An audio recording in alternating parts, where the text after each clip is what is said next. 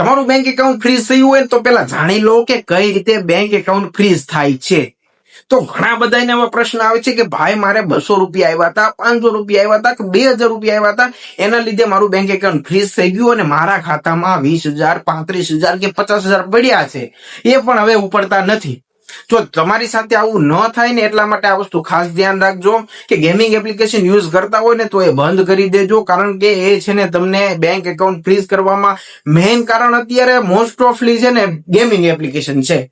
તો હવે એ કઈ રીતે થાય છે ને એ તમને સમજાવું કે છે ને પેલા તો તમે છે ને એ સમજો કે તમે જયારે કોઈ પણ ગેમિંગ એપ્લિકેશન યુઝ કરતા હોય ને તો જયારે તમે વિથડ્રોની છે ને રિક્વેસ્ટ નાખો ને તો એવું નથી હોતું કે એની પાસે એક જ એકાઉન્ટ હોય ને એમાંથી બધાને પૈસા જતા હોય. એની પાસે ઝાઝા બધા બેંક એકાઉન્ટ હોય છે અને એમાં કોઈ પણ ફ્રોડની રકમ જતી હોય અથવા તો આવી હોય અથવા તો એ લોકો ફ્રોડ કરેલું હોય, બરોબર.